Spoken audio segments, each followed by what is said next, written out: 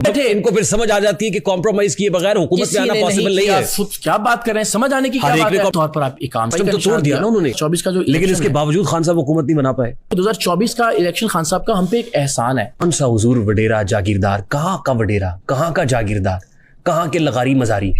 अब आप मुझे ये बताइए, वो दौर गए जब खलील खान फाख्ता उड़ाया करते थे? पार्टी में जमहूरियत लाइए, पहले पार्टी में वोट को इज्जत दीजिए, पहले पार्टी में मेरिट लेकर आइए, पहले पार्टी की आइन पर अमल कीजिए। आप कहते हैं मुझे मुल्क में आइन की बालादस्ती चाहिए, यार पार्टी की आइन पर आप अमल नहीं करते, या बरादरीज़म पे या बिरयानी की प्लेटों पे या कीमे वाले नानों पे वोट नहीं दिया। खान साहब ने अपने एक नजरिए या अपने एक बयानिए पर लोगों को कायल किया, लोग उस पर कायल हुए, लोगों ने बैंगन का निशान ढूंढ के वोट दिया। वो सिस्टम तो तोड़ दिया ना उन्होंने 24 का जो, लेकिन इसके बावजूद खान साहब हुकूमत नहीं बना पाए। 2024 का इलेक्शन खान साहब का हम पे एक एहसान है। हमारा बयानिया और नजरिया ये है कि आपके पास बराबर का मौका होना चाहिए। इस मामले में भी खान साहब ने बहुत सारी ऐसी चीजें की जो ना की जाती तो शायद वो वापस हुकूमत में आ जाते। आपने आते ही वापस हुकूमत से निकलते हुए जिनकी मदद से और जिनके बल पे आए थे गवर्नमेंट में, आपने मीर जाफर, मीर सादिक और उनके बल के बगैर हुकूमत में आना पॉसिबल है? 70 का इलेक्शन, 2008 का इलेक्शन, 2013 का इलेक्शन, तकरीबन 93-98 की बात कर रहे हैं। मुझे तो 58-2 भी याद आ रही है हुजूर। क्या उनकी सहूलतकारी उनके इमा के आए बगैर कोई सोल्यूशन है? पार्टी में जमहूरियत लाइए, पहले पार्टी में वोट को इज्जत दीजिए, पहले पार्टी में मेरिट लेकर आइए, पहले पार्टी की आइन पर अमल कीजिए। आप कहते हैं मुझे मुल्क में आइन की बालादस्ती चाहिए, यार पार्टी की आइन पर आप अमल नहीं करते। इनको फिर समझ आ जाती है कि कॉम्प्रोमाइज किए बगैर हुकूमत में आना पॉसिबल नहीं है।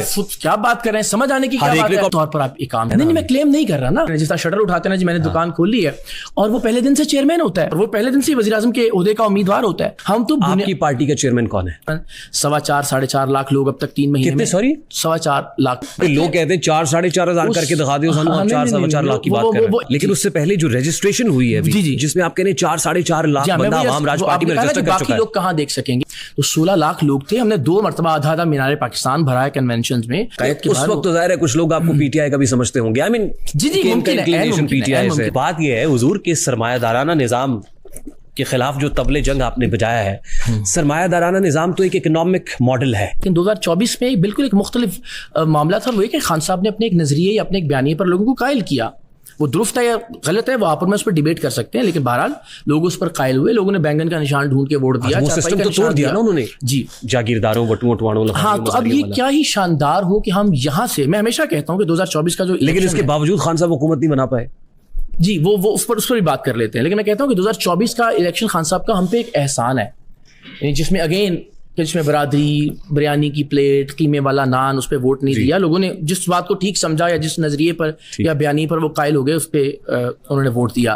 तो यहाँ से आगे लेकर चलना इस मामले, यहाँ से आगे क्या है? यहाँ से आगे यही है कि अब आप अपने बयानी और नजरिए पर कायल करने की कोशिश कीजिए लोगों को। तो जागीरदारों के खिलाफ एक ऐसा शख्स, एक बंदा खड़ा हो जाता है जो उसको हरा के उसकी कॉन्स्टिट्यूएंसी के अंदर ऊपर आता है, लेकिन नहीं आने दिया जाता, वहां फॉर्म 47 इंट्रोड्यूस कर दिया जाता है। एस्टेब्लिशमेंट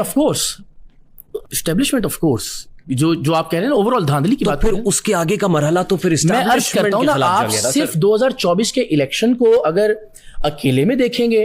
बिस्मिल्लाहिर्रहमानिर्रहीम, अस्सलाम वालेकुम नाज़रीन। इकराम हसन जो इमरान खान के खिलाफ अब जा चुका है, ये इसके काम बिल्कुल जवाद अहमद जैसे हो गए हैं। जो जवाद अहमद के काम थे वो भी इमरान खान के खिलाफ जाता था।